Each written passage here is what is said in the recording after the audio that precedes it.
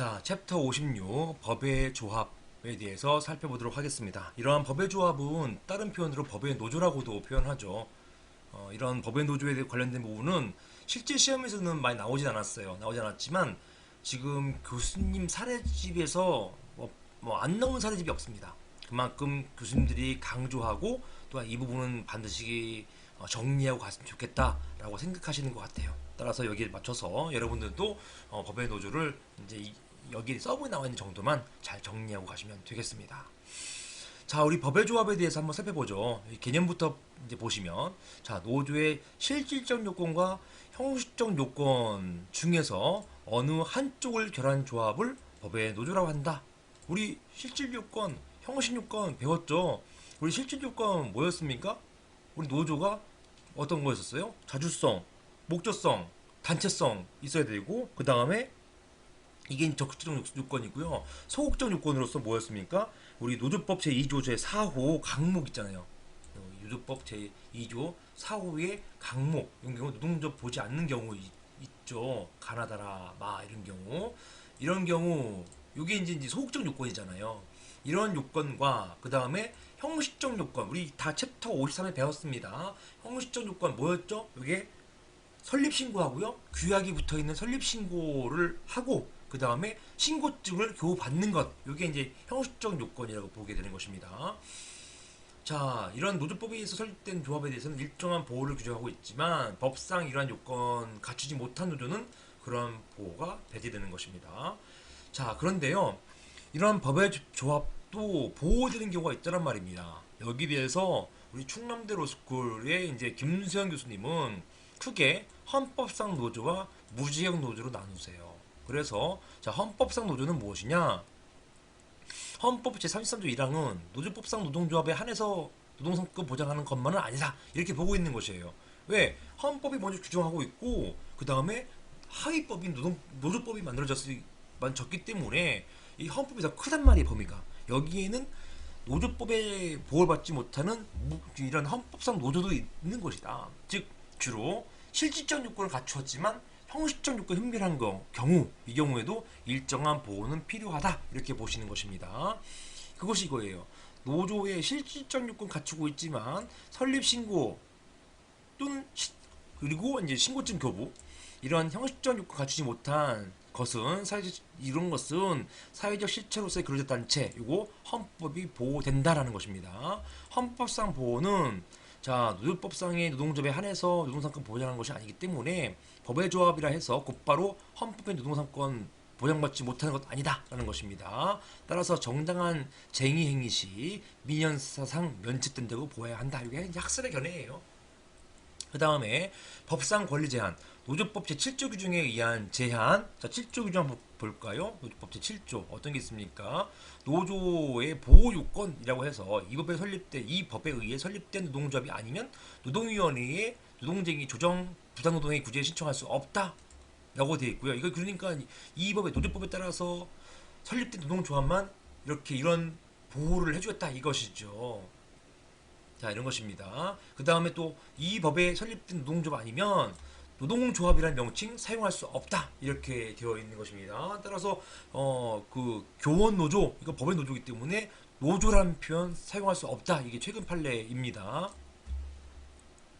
자, 노동쟁의 신청자의 부인 우리 읽어봤어요. 그 다음에 명기 사용 불가 만약에 위반했을 경우에 벌금까지 처해지게 되는 것입니다. 노동위원회에 의한 행정적 구제 못 받습니다. 자, 다만 헌법상 기본권 보장에 따라서 사법적 구제 이렇게 이제 노동위원회 가는 건 말고요. 법원에 가는 거 이런 사법적 구제 이거 배제하지 않습니다. 그 다음에 해석에 의한 제안으로서 이제 근로자유위원 추천자격 부인하고 법인격 취득자연 부인, 조세면제 특권 부인, 그 다음에 단체내 구속력 확장 이거 신청자격 부인 이런 것들이 있죠. 이것도 다 노조원을 전제로 한 것이다. 자, 무지형 노조는요, 이게 헌법상 보호받는 노조가 아닌 거예요. 이것은요, 주로 뭡니까? 자, 노동조합의 실체적 요건도 못 갖춘 걸 말하는 것이에요. 자, 실체적 요건들 우리 배웠던 것처럼 자주성, 목적성, 단체성, 그 다음에 소극적 요건 포함한 것들 이런 것들도 다 갖춰야 되는데 못 갖췄다는 얘기예요. 자, 이것들을 무지경 노조라고 하는 것입니다. 이런 노조는요, 헌법상 노조법상 어떠한 보호 지원 못 받는다라는 것입니다. 자, 다음으로 자, 제3제 법외조합 가입 선동 시 제3자 계획금지 해당되는지 여부인데요. 요거는 사실은 우리 그 노동팔 백선에서 교수님이 이런 쟁점을 그냥 의미가 있으니까 역사적 의미가 있으니까 한번 수록해 내셔가지고 저도 그냥 이걸 간단히 정리해 놨습니다만 이게 지금 현재 삭제된 규정이에요. 따라서 시험에 나올 가능성은 없습니다. 이런 게 옛날에 있었다. 역사적 화석 보듯이 옛날의 의미 를 되살려서 한번 정리를 해놨는데요. 이거 한번 여러분은 그냥 넘어가셔도 되겠습니다. X 치시면 돼요. 이런 것들 넘어가시면 되겠습니다. 자, 보시고 다음 자, 노동조합의 통제권 보시겠어요. 통제권 보시면 요게 이제 2013년도에 그 시험에 한번 나왔어요. 노동조합 통제권이 뭐냐? 자, 노동조합이 조합원들을 통제할 수 있어야 된다는 것이에요. 통제 안 할 수 있음에도 불구하고 안 했을 경우에 그 조합원 개개인이 저지른 행위에 대해서 노동조합이 책임을 져야 된다. 이것이 바로 노동조합 통제권의 의미가 되겠습니다.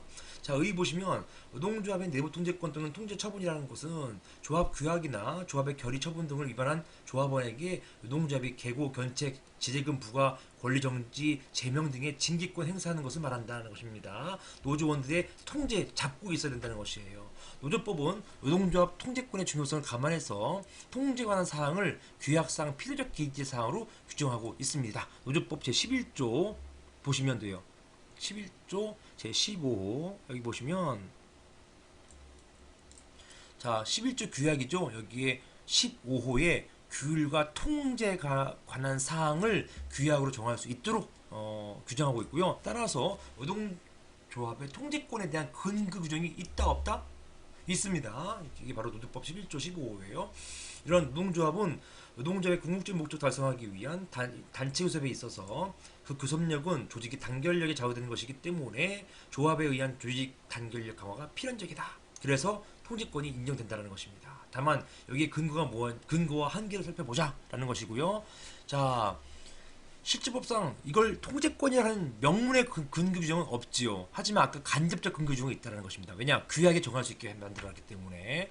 자, 이것들 여기에 대해서 특별한 명문의 직접적인 규정은 없다 이런 뜻인데요. 여기에 대해서 노동조합이 조합을 통제할 수 있는 것은 조합원 각자 상호간의 계약에 비롯된 것이라는 계약설, 노동조합을 하나의 독립된 단체로서 인정하고 그런 단도 내에서 단체 존립과 고유 목적 활동을 위한 통제권이 당연히 인정돼야 된다는 단체 고유권서, 이건 당연히 인정된다는 것이에요. 그것이 아니라 헌법 제33조 1항 단결권에서 단결권이 있기 때문에 단결권 안에는 뭉치고 안 뭉칠 경우에 제재를 가할 수 있는 근거가 있다라고 보는 단결권설 등이 있습니다. 판례가 없기 때문에 이런 결의가 있다 정도만 아시면 돼요. 한계는 자, 노동조합이 그 내부 통제권 행사함에 있어서는 구성원인 조합원이 일반 국민으로서 가지는 헌법상의 기본적 권리의 본질적 내용이나 다른 헌법적 가치를 침해하지 않아야 할 내재적 한계가 존재한다. 내부 통제권은요, 내부 통제권이 있다 해가지고 조합원들을 함부로 감금할 수 있습니까? 조합원 폭행할 수 있어요? 안 되는 것이에요. 기본적 권리 본질적 내용을 침해할 수 없습니다. 통제권 있다 해가지고 조합 탈퇴하는 거 자유 막습니까? 못 막아요. 막을 수 없습니다. 그 얘기하는 중이에요. 통제권의 범위는 조합의 통제 징계 권한은 조합의 목적 달성상 필요한 내부 규제 한도 내에서 행사될 경우에만 정당하다. 따라서 단결권 보장 취지에 따라서 단결 유지하고 조합의 진정한 목적을 달성하기 위해서 꼭 필요한 한도 내에서만 신중하게 행사되어야 한다라는 것입니다. 자, 통제사항은 통제권이 미치는 중요한 사항은 주로 조합원으로서의 기본적 의무에 관한 것들이 되겠습니다. 규약 준수 의무, 결의 지시에 대한 복종 의무, 조합비 납부 의무 등입니다. 조합원에 대한 통제가 행해지는 것은 주로 규약이나 결의 또는 지시에 의해서 지시에 위반하는 경우 이런 통제권이 이제 행사되게 되는 것이죠. 자, 그 예로서 이제 조합원의 정책 활동과 관계가 문제되는데요. 노동조합은 정치 활동을 목적으로 하는 정치적 결사체가 아니기 때문에 노동조합 정치적 방침과 태도에 찬성하지 않는 조합원에 대해서 통제를 가할 수 없습니다. 자, 노동조합이라 해서 항상 노동당이나 이런 이제 이런 정당만 따라야 되는 건 당연히 아니에요. 다만 노동조합의 존립과 활동에 정면으로 도전하는 반조합적 행위를 정치활동이라는 이름으로 감행할 때에는 그 행위가 조합원으로서의 책무가 모순되는 한 노동조합은 통제권 행사 가능하겠다 이렇게 보는 것입니다. 대놓고 드러내놓고 이제 뭐 보수적인 노동조합에 탄압하는 그런 정당을 이제 뭐 예를 들어 뭐 극우 정당 뭐 이런 탄압하는 정당 이런 정당을 대놓고 뭐 드러내놓고 이제 옹호하거나 할 경우에는 그렇다고 해가지고 정책이 하는 건 막지 마라 이렇게 할 수 없다는 이렇게 하는 것 안 된다는 거예요. 통제 갈 수 있다는 것입니다. 판례는 노동조합이 그 조합원에 대해서 특정 정당이나 후보자 지지 반대하거나 지지 반대할 것을 권유하거나 설득하는 정도를 넘어서 여기까지 된다는 거예요. 노동조합 총회 결의 내용 따르지 아니하는 조합원에 대해서는 노동조합의 내부 통제권에 기초해서 여러 가지 불이익을 가하는 등 강력하게 대처하겠다는 내용의 속보를 배포한 행위는 요거는 자 조합원이 근거 근로자 각자의 공직선거에 관한 의사결정을 방해한 정도의 강요 행위에 해당한다 이렇게 보면서 이건 금지된다 이렇게 봤던 것이에요.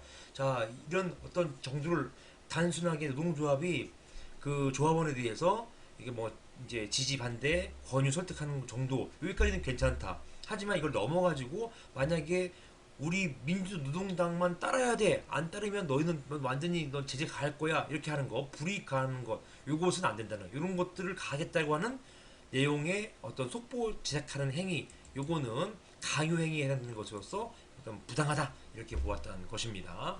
자, 조합원의 언론의 자유의 관계, 조합 방침이나 집행부 결정에 대해서 여론조사 행하는 것은 비판의 내용이 사실에 기초해서 공정성과 타당성을 유지하고 있는 때에는 당연히 허용된다. 다만 사실 왜곡하거나 집행부에 대한 중상모략할 경우에 이거는 안 된다. 통제의 대상이 된다는 것입니다. 또한 조합의 결의나 지시에 위반하는 행위 당연히 통제 대상 되는 거죠. 조합의 방침이나 결의 반대해서 독자적 행동 감행하거나 자 뭡니까? 우리 노조는 쟁의 행위함에 있어서 폭력 행위 하지 않는다. 우리는 평화 시위만 한다. 평화적으로만 쟁의 한다라고 방침과 결의를 했음에도 불구하고 일부 조합원들이 쇠파이프 들고 와가지고 뭐 다 깨부시는 거예요. 안 된다는 것입니다. 이것은 노동조합의 행동 통일에 관한 지시에 대해서 조합원 전략을 저해하는 독자적 행동을 취한 경우에도 통제권 행사 정당화된다는 것입니다. 통제권 내용은 뭐냐? 뭐 다양하게 있을 수 있겠죠. 경고하거나 견책, 지재금 부과, 제명 등이 있고요. 요거는 내부 규약에 다 정해져 있는 것입니다. 자, 제명은요, 근로조건 보호받을 수 있는 권리 박탈한 것이기 때문에 엄격하게 인정된다라는 엄격한 상황에서 인정된다. 즉 부정하는 거 아니에요. 인정을 합니다. 다만 이제 근로자의 어떤 근로조건 보호받을 수 있는 권리, 즉 노조원으로부터 벗어나면은 이제 아무래도 이제 단결력 약화되기 때문에 이제 불이익 당할 수가 있거든요. 이런 권리 박탈되는 것이기 때문에 따라서 엄격하게만 인정돼야 되고 최후적 통제 수단으로서만 인정된다라는 것입니다. 자, 이런 통제권 행사로서의 제재 절차가 무엇이냐?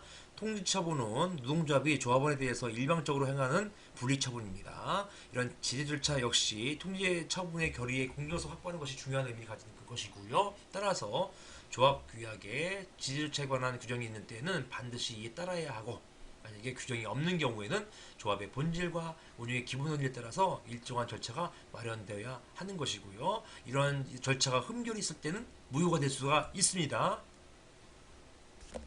다만 뭐 절차가 뭐 이제 여기 중대한 흠이 있으니까 무효인 것이고요. 절차 위반에 따라서 항상 무효가 되는 것은 아니에요. 그러니까 절차 중대한 흠이 있을 때 무효다 이렇게 보시면 되겠습니다. 자, 이런 통제권 결정기관은 누구냐? 조합총회에서 이제 의결할 것을 조합 규약에 정하고 있는 경우에는 당연하게 총회에서 할 것이에요. 하지만 딱 이 경우에는 다른 기관이 지재권을 행사하는 것 불가능합니다. 자, 제명 이외의 제재는요. 하급기관 의결에 인임하거나 제명은 조합원을 조합으로부터 몰아낸 처분이기 때문에 최고 의사결정기관인 총회의 전권사항이다 라는 것이고 학설이 이렇게 보고 있습니다. 다만 이게 제명이거나 이런 제재 가할 때 그 피처분권자인 조합원에게 소명의 기회는 주어야 한다라는 것입니다. 소명의 기회를 충분히 주어라. 이 방어 또는 변명의 기회를 주라는 얘기예요. 노동조합이 이 피처분자야, 즉 이제 조합원입니다. 승용의 기회를 제공했음에도 불구하고 그 피처분자가 그 권리 행사하지 않는 경우에, 즉 포기하는 경우이죠. 그때는 그대로 지재가 결정되더라도 절차상 위법 무효 다툴 수 없다, 유효하다라는 것입니다. 이러한 통제권 통지받은 그 조합원이 법원에 가서 이 통제권 행사에 당부당 다툴 수 있는지, 자기에 대한 경고, 견책, 지지금 부과, 제명 처분에 대해서 부당하다고 다툴 수 있는 것인지에 대해서 당연하게 사법심사 대상이 된다. 왜냐? 우리나라 헌법 제27조에는요 모든 국민은 재판받을 권리를 규정하고 있습니다. 따라서 어떠한 상황이라도 재판받을 권리가 있어요. 네, 그렇습니다. 비록 법원이 개입한 것은 바람직하지는 못하죠. 내부의 문제니까 바람직하지는 못하지만 궁극적으로 기본권 침해될 때에는요 당연하게 마땅히 사법심사의 대상이 된다라고 보는 것입니다. 자, 여기까지 하겠습니다.